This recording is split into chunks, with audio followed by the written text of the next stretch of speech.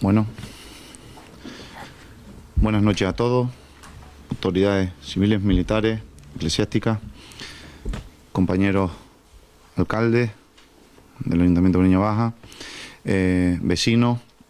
Bueno, estamos, creo que hoy reunidos. Me complace en primer lugar ver tantas caras conocidas en este salón de pleno en el día de hoy por un acto que, bueno, que puedo renombrarlo el primero de esta época porque se hizo ya en 1934 la primera edición de conmemorar la creación de nuestro pueblo de Breña Baja. Pero bueno, como bien digo, para mí como alcalde es un orgullo pues recuperar en esta época tal día y que el 20 de noviembre de hoy y sucesivo sea un referente dentro de nuestro pueblo, sobre todo para que los más jóvenes, bueno, y nuestros mayores, uno, aprendan de la historia de nuestro pueblo con su calado que tiene y sobre todo los mayores recuerden las vivencias históricas y un poco el trasfondo de lo que ha sucedido esa época hasta ahora. Con lo cual, a mi izquierda tengo a don Elías, que va a ser un esbozo, un resumen histórico de lo que es el pueblo, y a mi derecha a don Julio, nuestro cronista oficial del pueblo, que va a ser quien va a comandar en el día de hoy este acto y va a dar también unos esbozos, unas pinceladas muy importantes, como él siempre hace, de lo que es este día y sobre todo de lo que ha sido Breña Baja desde 1634 hasta la fecha, después de haber transcurrido los 383 años con el día de hoy. Con lo cual, muchas gracias, vuelvo a decir, por asistir y ahora le dejo la palabra a don Julio, que creo que lo va a hacer muy bien, como siempre nos tiene acostumbrado con sus palabras. Don Julio.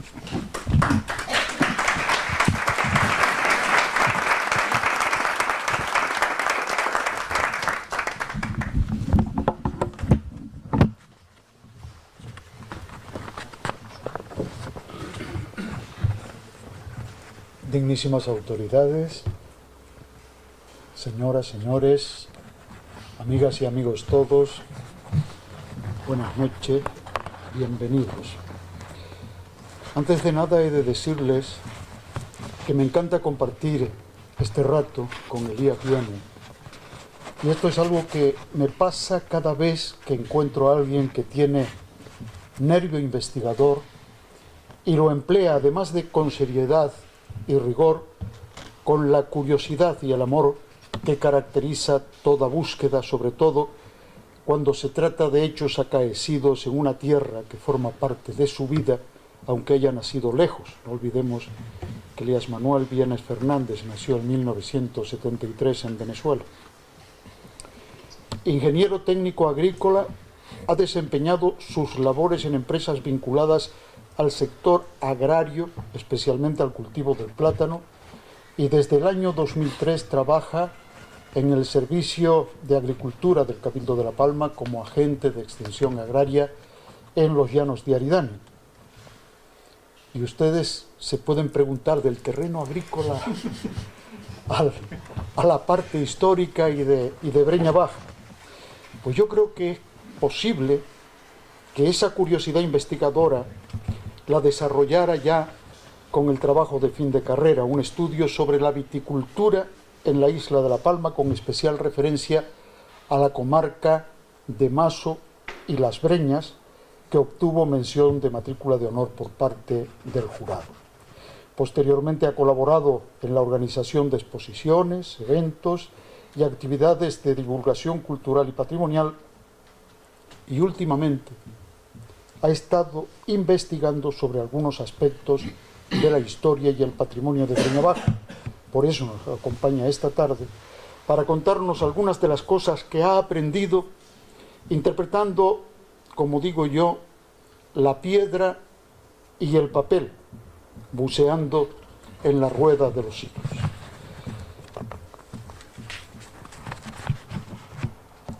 Cuando la ley reguladora de las bases de régimen local ya confiere al Estado la potestad de establecer medidas que tienden a fomentar la fusión de municipios con el fin de mejorar la capacidad de gestión de los asuntos públicos locales, ante la situación de asfixia económica municipal de muchos ayuntamientos y cuando se ha abierto con fuerza el siempre espinoso debate de la reforma de las administraciones públicas, al comprobar que sin la financiación adecuada muchos municipios no pueden afrontar las múltiples competencias que tienen asignadas, nosotros estamos aquí conmemorando la segregación de las dos breñas y por tanto el nacimiento de nuestro pueblo hace 383 años. En esta España que cuenta con 8.115 municipios, son muchos los expertos que apoyan la necesidad de alentar fusiones entre pueblos o agruparlos para compartir servicios y recomiendan incluso una poda por cuestión de eficiencia que se estrella contra la realidad. España es un país de consolidada tradición municipalista con un sentimiento de identidad muy arraigado hacia el pueblo o la ciudad donde uno nace. De ahí que la idea suscite un rechazo casi total en un país con larga tradición local. Cierto es que existe un debate sobre la necesidad o no de variar el modelo territorial para ahorrar costes y que así los ayuntamientos puedan respirar, pero aquí nadie parece estar por la labor de llegar a fusiones. Eso sí, la crisis ha provocado que cada vez se tienda con más fuerza a mancomunar servicios entre pueblos vecinos con el objetivo de ahorrar, optimizar recursos y evitar duplicidades. Es la manera de que poblaciones pequeñas disfruten de servicios que por sí solas no podrían costear. Las fusiones, sin embargo, siendo un tema a debatir y estudiar con tranquilidad y sin apasionamientos, nos parecen en algunos casos necesarias, pero harto complicadas, pues aparte de los ajustes legales y financieros, que son los más importantes, están los sentimientos, que son los más importantes. Los sentimientos por la identidad local y la voluntad de los pueblos de querer organizarse por sí solos y de una forma diferente.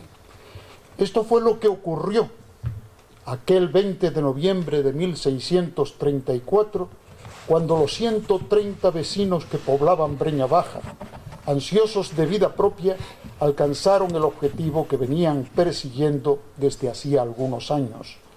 La lejanía de San Pedro, centro neurálgico de las Breñas y cabeza eclesiástica del lugar, fue una de las razones para la división de los dos pueblos perfectamente diferenciados por el historiador, sacerdote y humanista portugués Gaspar Frutuoso muchos años antes.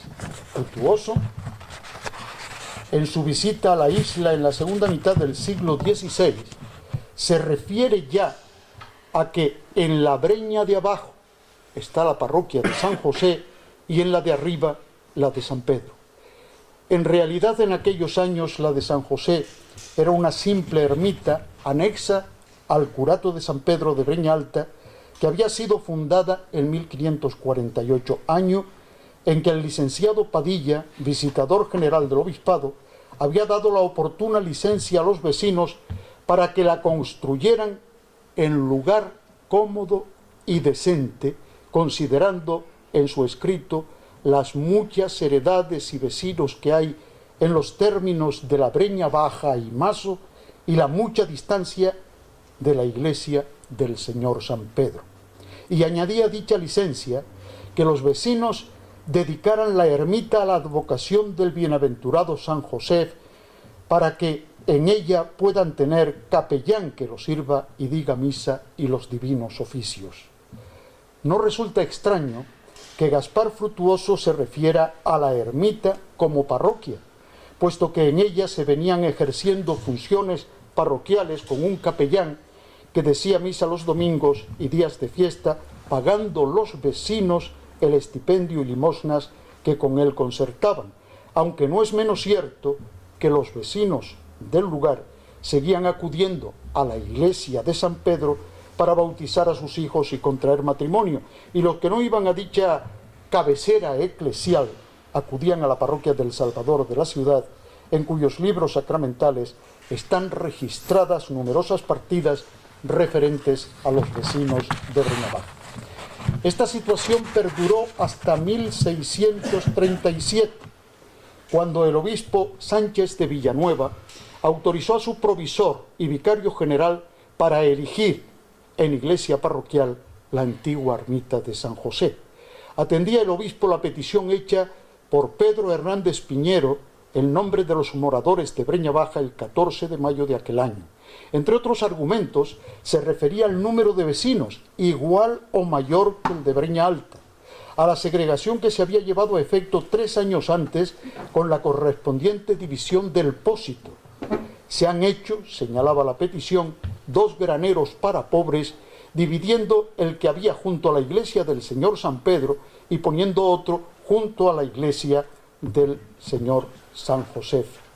Y sobre todo basaba la demanda en la necesidad de sacramentar y atender debidamente a los enfermos y moribundos y a las dificultades para llevar a enterrar los cadáveres y a bautizar los niños a la iglesia de San Pedro. 2 meses después, el 28 de julio de 1637, el vicario general del obispado, Diego Vázquez Romero, decreta la erección en parroquia de la que hasta entonces había sido ermita de San José. Unos meses después tomaría posesión el primer cura de la nueva parroquia, el licenciado Francisco Arias Benavides.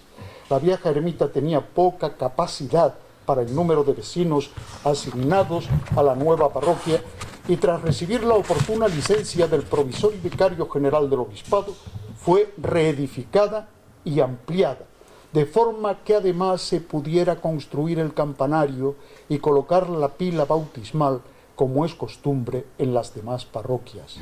Según contrato firmado en 1674 por el administrador de la obra con el cura párroco entonces Simón Martín Guerra, el cantero Matías Rodríguez se obligó a acabar la obra del cañón de la iglesia ya empezada, mudar las portadas de cantería del viejo templo al lugar señalado en el nuevo, añadiéndole algunas piedras nuevas si fuere menester para la proporción de la obra, y hacer el arco de la capilla mayor en cantería muy bien labrada.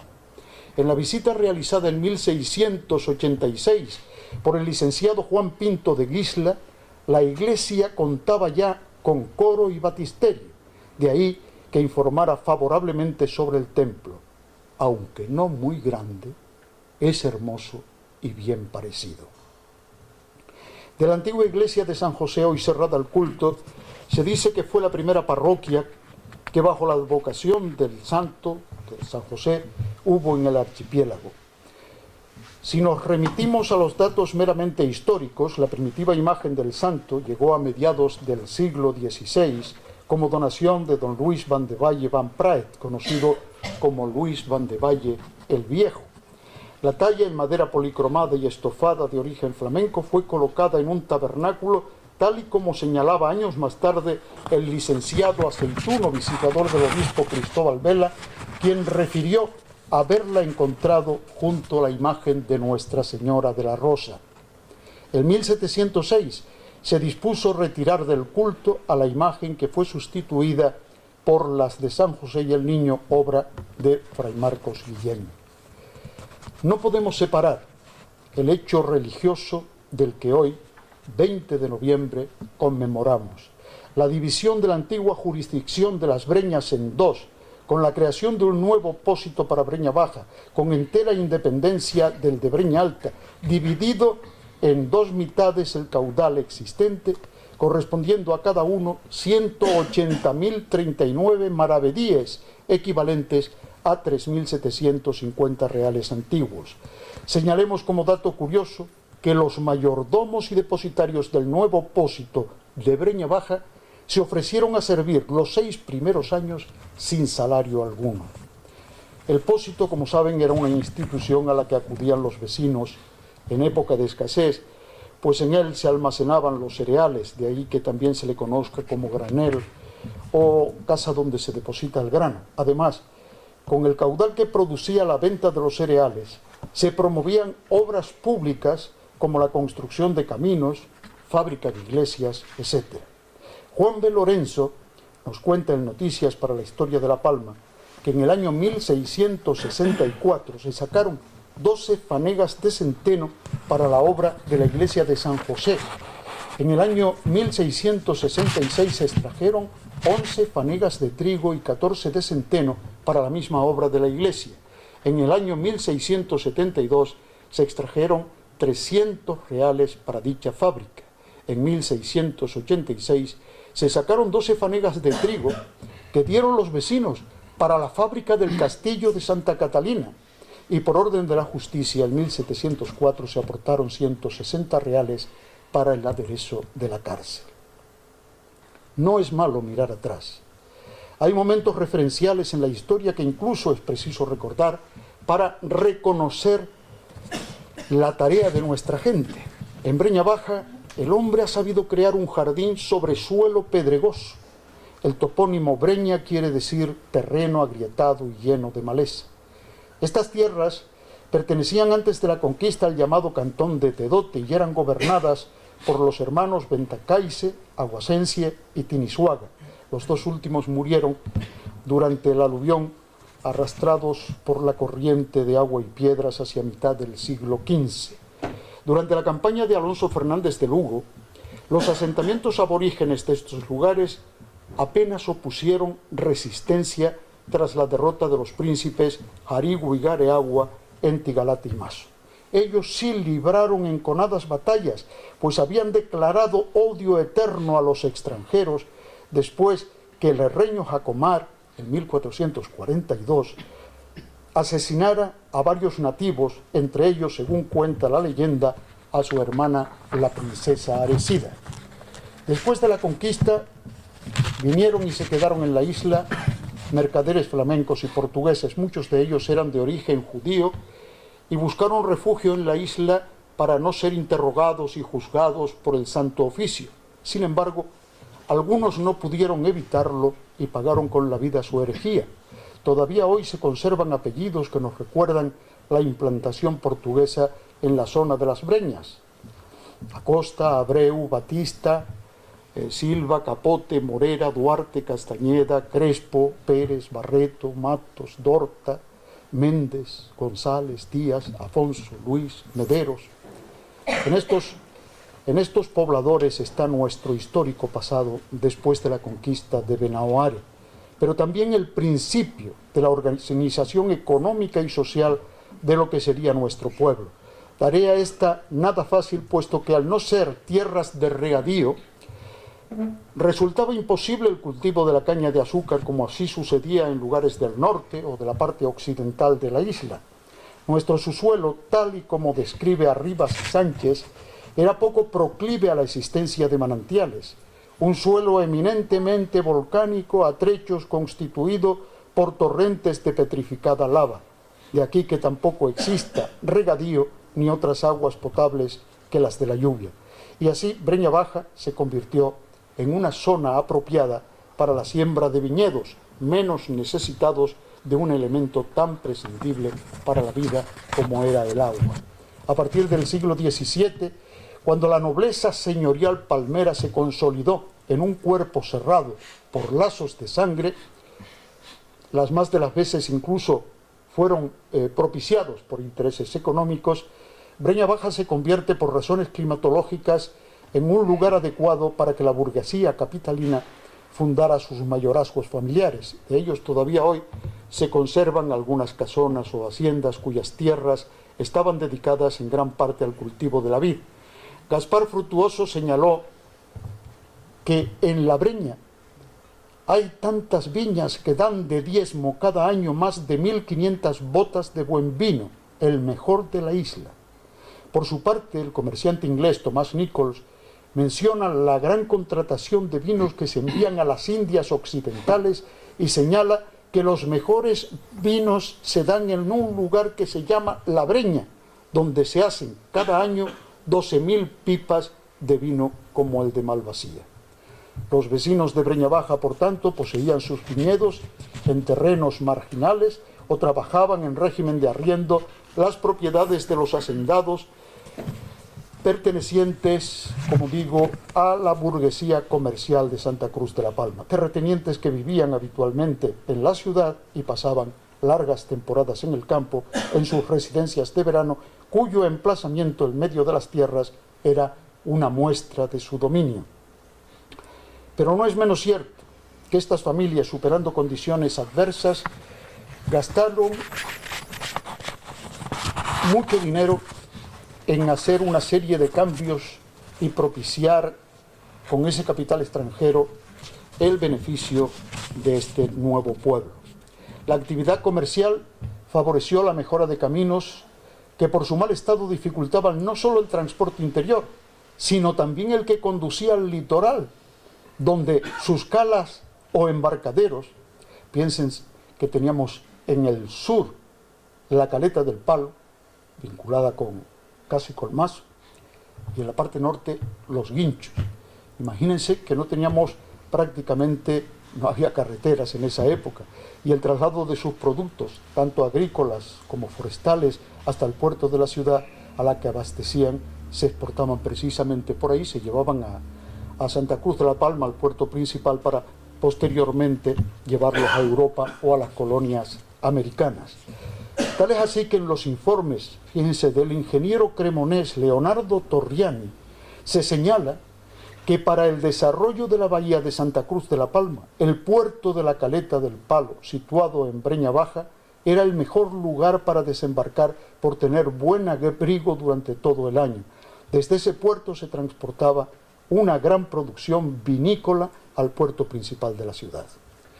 El transporte de estos y otros productos por los principales caminos de Breña Baja, con destino a sus embarcaderos, llegaron incluso a tener o a generar una serie de impuestos, dado el deterioro que producía el tránsito de la carga y el arrastre de madera. El precio se establecía según se tratara de tablas de gran tamaño, pequeñas o sacas de carbón.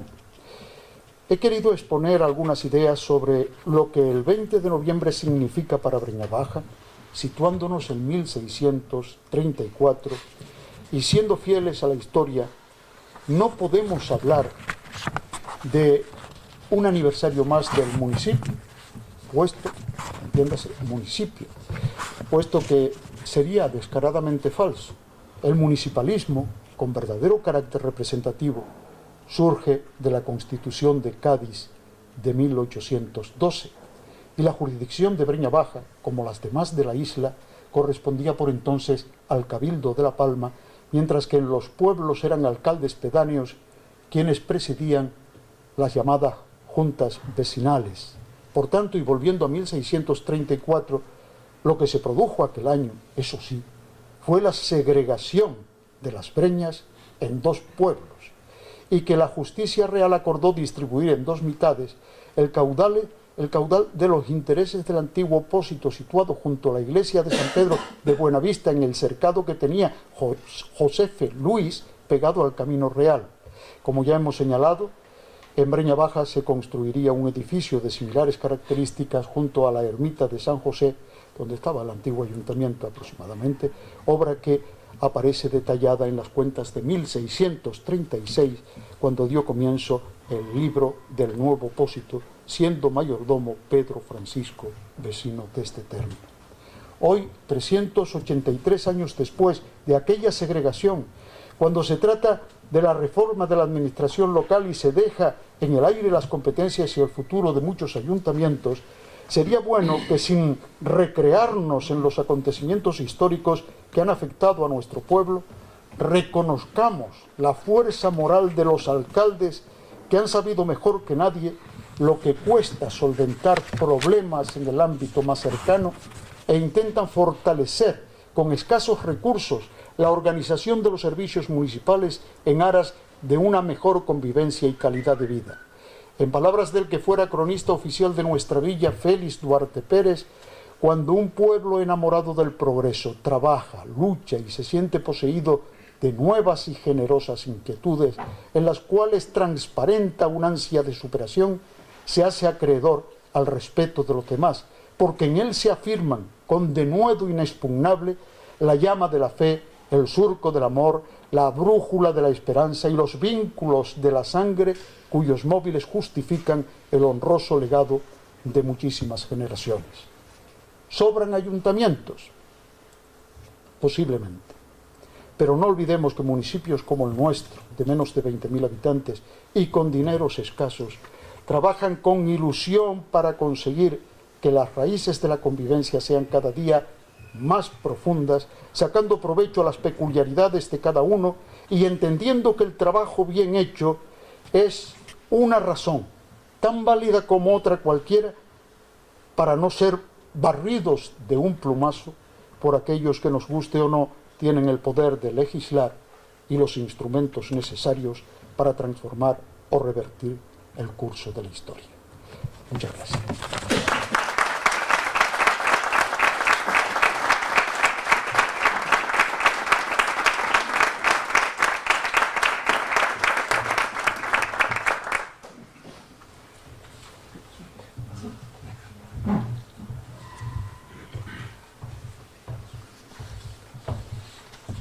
Corporación del municipio de Breña Baja, autoridades, vecinos, buenas tardes a todos. Yo voy a hacer una presentación un poco diferente, a mí me gusta moverme, me voy a ir para la parte de allá. Sí voy a apagar un poco las luces para que se pueda ver... ¿Perdón? Si puede ser esta nada más. A ver si... ¿Y esta? Vamos a intentarlo. Es que si no se va a ver un poco... Pero se tiene que quedar ahí con el micro. Sí. Complicado. Castigado. Vamos a ver cómo lo podemos solucionar. Me llevo el para allá. No, llévate el micro. ¿Eh? Llévate el micro. Llévalo tú. Todo junto. Si no se cae nada. Ahí la flor. No, va bien, Ari. Ha sido un desastre aquí. Ay.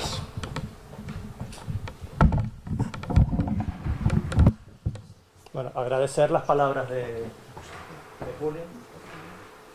Yo me quedé con una frase, también algunas de las cosas que dijo, comentabas que no hay que olvidar, no se debe olvidar la historia, algo así. Yo creo que es obligatorio recordarla.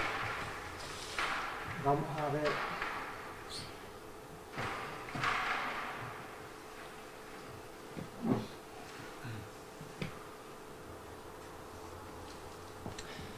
Entonces, como acertadamente explicó Julio, el origen, el cómo, el porqué, el cuándo se crea Breña Baja como municipio, yo voy a hablar un poco de lo que es la evolución histórica de lo que entendemos hoy como Breña Baja, que no ha sido siempre igual.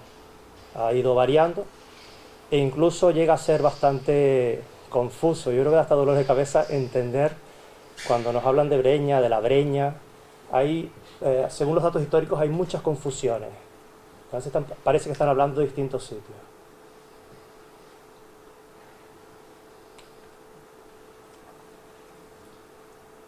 A ver si...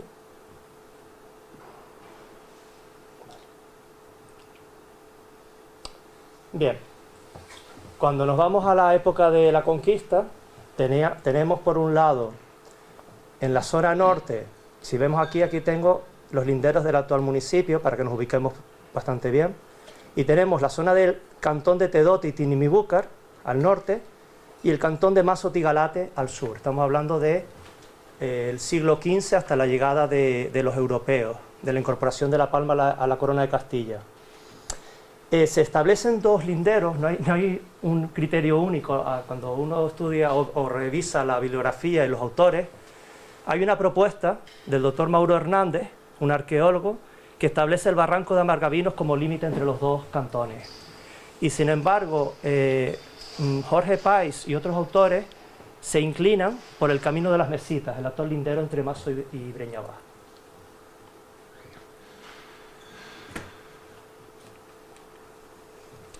Y una vez se incorpora la isla, en la bibliografía ya aparece, ya en 1500, ya prácticamente años inmediatos a la conquista, ya se habla de términos, se habla de la ciudad, se habla del término de Buenavista, se habla del término de la Breña, se habla del término de Mazo. Eso es lo que se suele mencionar. La caleta del Palo, que nos comentaba antes Julio, la Bajamar y el embarcadero de los Guinchos.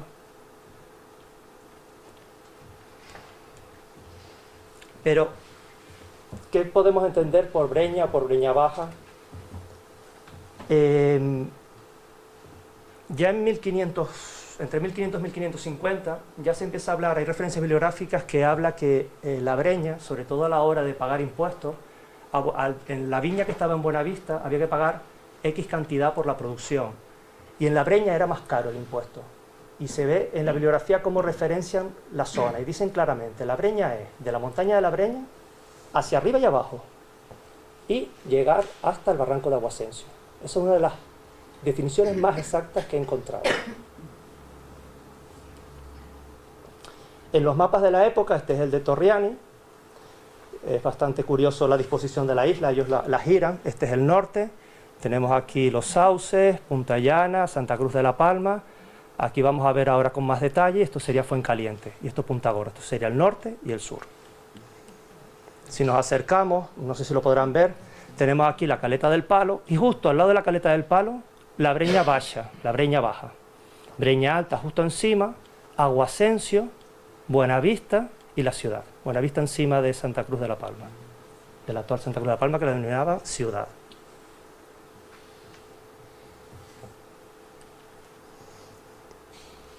Esta época, ya desde la conquista, los repartos de la tierra, de la zona, se basa en darle a la gente que colaboró con la conquista y los primeros colonos, darles terrenos. Entonces se crea, aquí he puesto solo algunos de los principales,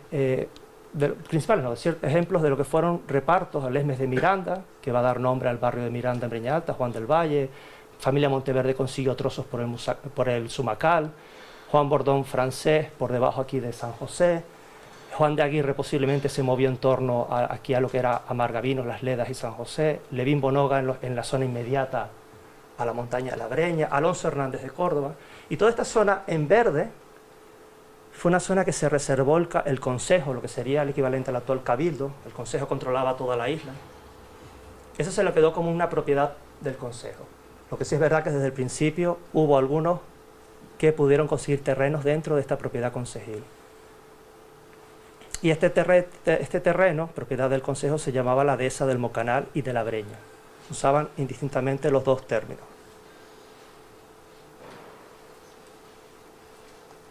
Así tenemos, dentro de lo que se consideraba la Breña de arriba y la Breña de abajo.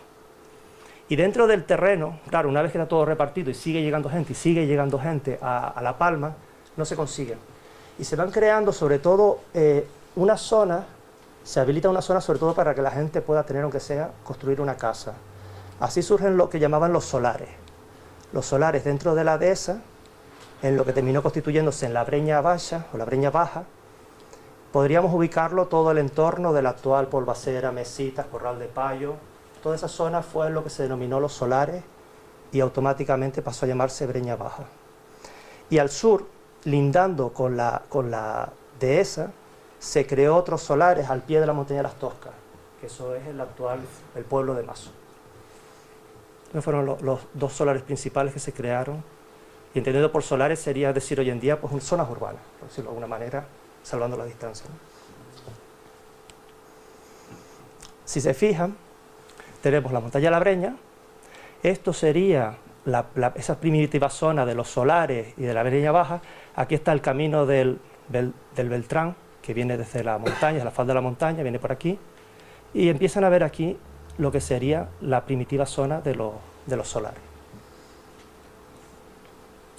Ya a finales del siglo XVII, esto es hacia un plano hacia 1680 aproximadamente, encontramos Mazo, Breña Baja, Breña Alta, justo encima, la ciudad y Buenavista.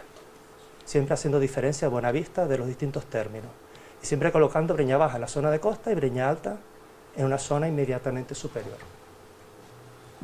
Se mantenía esa diferencia entre Buenavista y Breña Alta.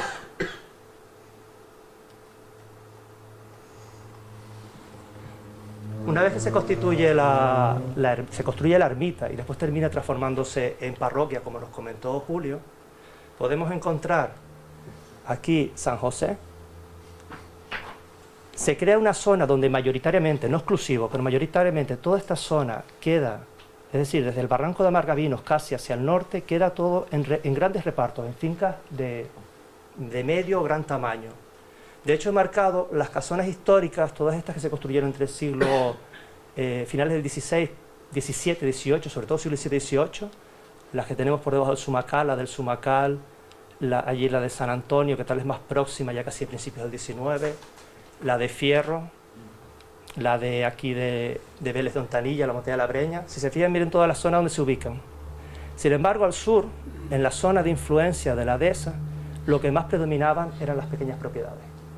Claro, todo era fruto muchas veces de esos repartos que dio el Consejo para que la gente pudiera construir algunas casas, y eran terrenos que eran en la época hablaban de 3, 4 selemines, en lo que fraccionaban los terrenos. Era un minifundio bastante intenso.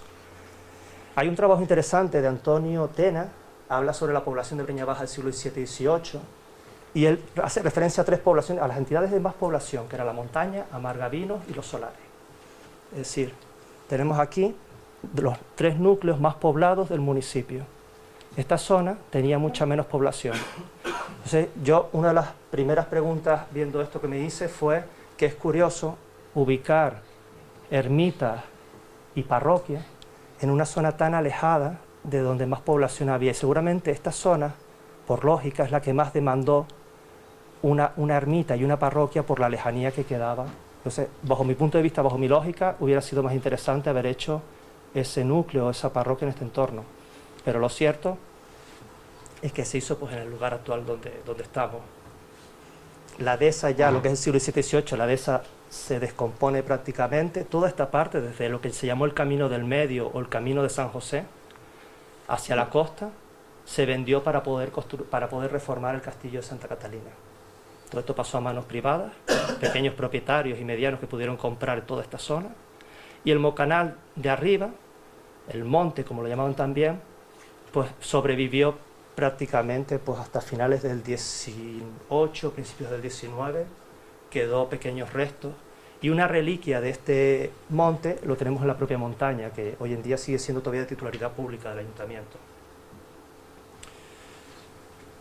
No es casualidad que si vamos a los pagos de Villa de Mazo actuales, tenemos Montebreña, Montepueblo, o sea, un poco herederos de esta denominación de monte para esa zona.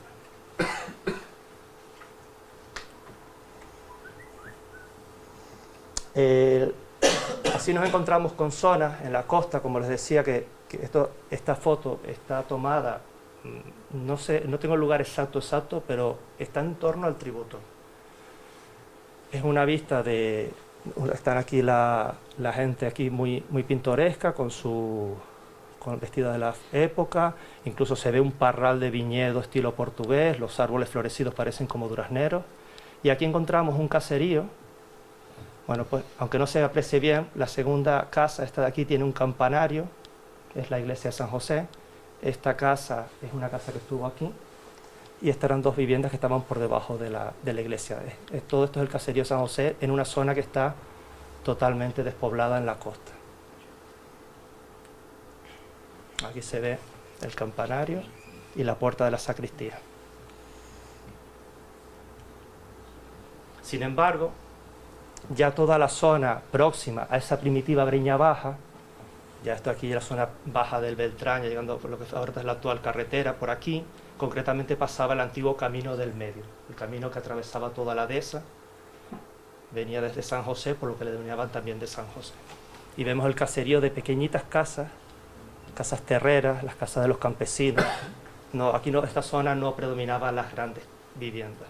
pero sí eran caseríos bastante populosos. Esto sería una interpretación, con muchas reservas, de lo que podría ser la división que hacían en la época, entre el siglo XVI y XVII, de las dos breñas.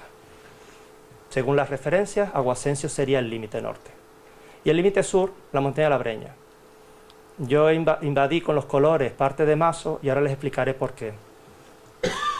Hay una zona ahí que no está claro hasta dónde pudo llegar la Breña por el sur. Tenemos la Breña Baja, topónimos como Lomo del Incienso, la Cuba, el Tributo, el Cantillo, el Sumacal, el Bajamar de la Breña, las Mesitas. Todo esto eran topónimos que aparecen, si revisan, si están un día aburridos, revisan toda la documentación que hay en el Consejo en los archivos del Consejo del siglo XVI y XVII. Estos son topónimos abundantes, los mencionan una y otra vez, y algunos más. Y después, en la Breña de arriba, podemos encontrar la Breña Alta, pero también Amargavino, la montaña de la Breña, la montaña Pavón, la montaña Quebrada, Juan Franco o Juan Francisco, Tamano, Aduares, Aguascencio, que eran las entidades o pagos, algunos pasaron a ser pagos, otros no, que se ubicaban en la zona de lo que llamaban la Breña de arriba. De aquí que resulta curioso cómo ciertas zonas, como la Breña Alta o la Breña Baja, terminaran dando nombres a municipios. Por el sur teníamos, por ejemplo, la Rosa o las Rosas, que toma el nombre de las sucesivas talas y desmontes que hacían para limpiar y cultivar, o incluso la Somada Alta, ya que hay escritos, existen escritos donde hay vecinos que se consideran vecinos de la Breña, que tienen un terreno en la Breña y que linda con el camino de la Somada Alta. Eso nos puede indicar hasta dónde llegaron a considerar que podría ser parte de la Breña. Con o sin razón, claro. Va a pasar un hecho curioso. A finales del siglo XVII, en 1699 aproximadamente, la parroquia de San José va a empezar a preocuparse por la parroquia de San Blas. Tenemos una zona, voy a volver a la anterior, tenemos una zona aquí que está indefinida al sur del Camino de las Mesitas, del actual lindero entre Breña Baja y Mazo. Esta zona, entre ambas parroquias, no queda bien definida. Si recuerdan, toda esta zona pertenecía al concejo y las parroquias no tienen claro hasta dónde llega. Breña Baja, la parroquia de San José interpone un conflicto, o lleva pleito, a la parroquia de San Blas y se va a pelear por esta zona. Así, la parroquia de San José presenta un pleito por una zona que entra en litigio y abarcaba desde el Camino de las Mesitas hasta la Somada Alta. Su origen está claro. Según va reduciendo la superficie de la dehesa, toda la población que se encuentra en esta zona va avanzando hacia el sur y va ocupando toda la zona de las parcelas dentro de la dehesa. También viene gente de Santa Cruz de la Palma a establecerse ahí. Entonces toda esta zona queda bajo influencia de gente de La Breña y de Santa Cruz de la Palma. Este litigio dura entre 2 y 3 años y en 1701 la parroquia de San Blas lo gana, curiosamente. Lo gana a favor de sus intereses. Tenían claro entre ambas parroquias que este camino, el callejón de Pedro Andrés y Don Ventura, era límite entre ambas, pero aquí se disputaba un segundo camino, el camino a la Somada Alta estaba en disputa como posible origen. Al final quedó definido que el camino de las Mesitas fuera la división entre ambas parroquias. Esto es fundamental porque ya teníamos definido por el norte el otro camino, el camino que originariamente se llamaba el camino que va a los Palos Hincados, que servía de límite entre la parroquia de San Pedro y de San José. Ya en 1701 tendríamos ya definidos los límites parroquiales. Ya de aquí al siglo XIX, a la llegada de la Constitución del 12 y la siguiente, pues sería toda la disposición municipal actual. Esto ya es un planos de mapas del siglo XIX, donde ya aparece indicado Breña Baja a un extremo y al norte ya no está Breña Alta encima, Breña Alta ya la desplazan ya bajo un criterio más actual de como nosotros entendemos Breña Alta al norte y Breña Baja al sur.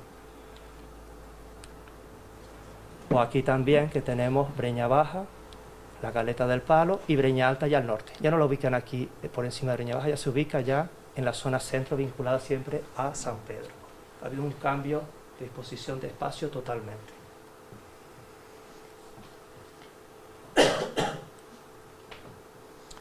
Con la llegada de la Constitución y de la nueva disposición, ya el antiguo opósito que nos comentaba Julio, lo tenemos aquí junto a la parroquia, ya pasa a tener el carácter de ayuntamiento, de unidad administrativa, y ya el municipio asume los linderos, y lo que consideramos hoy en día en Breña Baja ya en el siglo XIX pasa a ser los linderos eclesiásticos, los linderos parroquiales.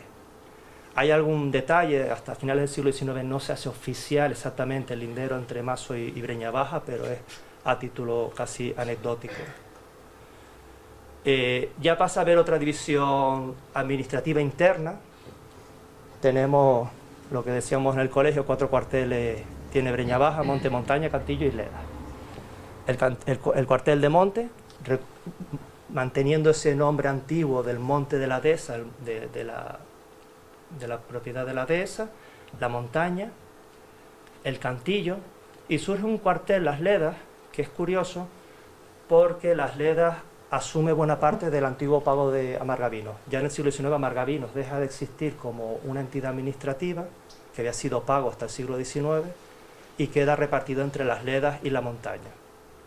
Y Las Ledas pasó a ser un cuartel que surgió en torno al camino limítrofe. Sin embargo, el Cantillo, Monte y Montaña sí tienen unos antecedentes pues prácticamente desde el siglo XVI.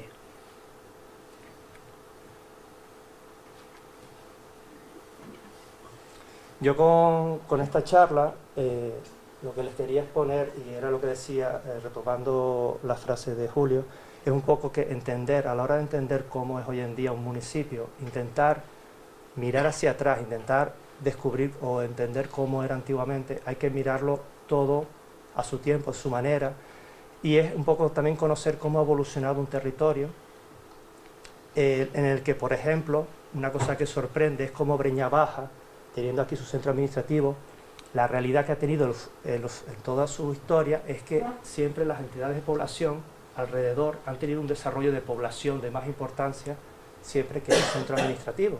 Eso ha sido así hasta finales del siglo XX. Y hemos visto cómo zonas como la primitiva Los Solares, o la Montaña, Amargavinos, o ya en el siglo XIX-XX, San Antonio, Las Ledas, es decir, son barrios que fueron aumentando en población, y sin embargo San José pues tuvo ese escaso desarrollo en población hasta hace 40, 50 años tal vez. Y un poco para entenderlo, pues nos tenemos que remitir a ese origen y a esa forma de evolucionar en el municipio. Esto era lo que les quería contar. Muchas gracias por haberme escuchado.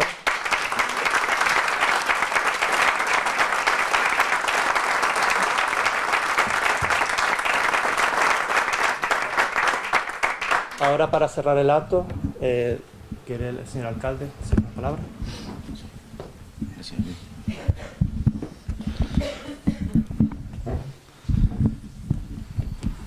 Bueno, antes de nada, me gustaría pues, agradecer muy en particular a Elías esta exposición, que hasta uno también desconoce muchos factores de ello, y te agradezco un montón el esfuerzo que has hecho por recopilar todo y por darnos esta explicación, creo que es tan buena, tan certera, de nuestra historia, por supuesto, don Julio. Como siempre, usted siempre es el buen saber de nuestro pueblo, y agradecerle enormemente, como siempre también, el que no solo en este acto, sino en todos los que estamos de carácter distinguido, usted nos aporta, y aparte, el buen saber que tiene y la historia que tiene entre usted, yo creo que para mí me deja, como siempre nos ha dado, y me hace aprender mucho. También, pues agradecer a todos y cada uno de ustedes, que, bueno, casi todos nos vemos prácticamente todos los días, y somos como familia o elementos representativos dentro del pueblo en muchas índoles, con lo cual también agradezco su asistencia de verdad, porque creo que es un día que nos gustaría conmemorar a partir de ahora todos los años, 20 de noviembre, pero que con ustedes yo creo que se va a hacer grande y bueno. Después, también, por supuesto, a Televisión La Palma, Arturo, gracias por la colaboración de estar llegando a cada uno de las casas. Hoy se está retransmitiendo este evento y lo están viendo a través. Antes vieron que se oyó un sonido, pues fue que se estaba en todas las redes sociales, páginas web y diferentes. También se está llegando a cada una de las casas de las personas que lo han querido ver, no solo de Breña Baja, sino de otra parte de las islas, o bueno, o de todo el territorio, el que acceda a nuestras redes o páginas web, porque yo creo que queríamos defender hoy pues el ente de nuestro pueblo y que todos conozcan un poquito más, de los, vuelvo a decir, de los más jóvenes que quizás no estamos tan metidos en ellos, pero lo conozcan, y bueno, y los mayores pues que recuperen algunas fotos o vean esta parte de la historia, ¿no? Con lo cual, muchas gracias por llegar a cada uno de las casas, a los que nos estén viendo a través de Televisión La Palma. Y también, como no, pues me gustaría agradecer a Rodri, a Ana, sobre todo la concejal que ha estado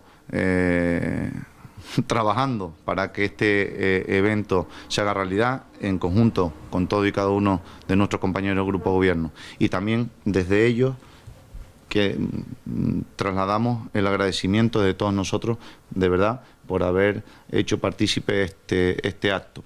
Y bueno, sin más,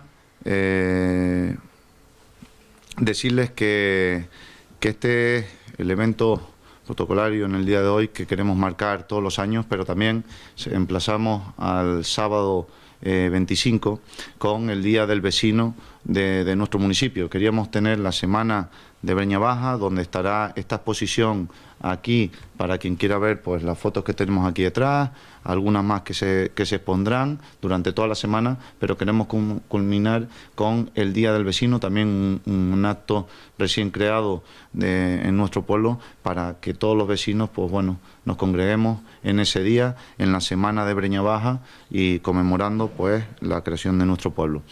Sin más, pues yo creo que no se me queda nada, los agradecimientos los reitero, y antes de que finalicemos pues tenemos un pequeño brindis para todos los asistentes donde quizás podemos charlar un poquito. Pero sí que también antes de finalizar, ya que estamos aquí, como dije antes, pues creo que son caras pues familiares, porque en verdad casi todos nos conocemos, pues ya que aprovechando que está don Julio y Elías y don Julio, pues yo creo que si quieren pues alguna pregunta de algo que se les quedó en el tintero o algo que querían explicar más, pues aquí yo creo que es el momento antes de cerrar el acto y bueno, si alguno se atreve o quiere, pues yo creo que es el momento. No sé si... Perdón, me están haciendo alguna indicación, perdonen, disculpen.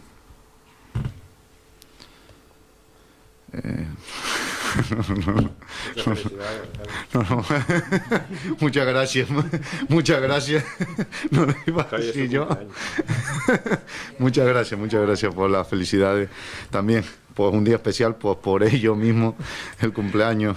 Yo creo que es un elemento también un poco histórico que hoy se celebre y sea el cumpleaños pues, de un alcalde existente hasta ahora. Pero bueno, para si nadie quiere hacer ninguna pregunta, pues bueno, cerramos el acto. Espero verlos el año que viene, espero si esta semana pues quieren pasar a ver la exposición, si no hoy, y sobre todo el sábado, compartiendo con todas las asociaciones de vecinos del pueblo, con todos nuestros vecinos, espero verlos, y nada, ahora pues en el picoteo o en el pequeño cóctel que hemos hecho pues de manera sencilla, pero yo creo que muy trabajada para todos ustedes, pues podemos charlar un ratito más. Así que gracias por haber venido, de verdad que es muy importante para nosotros.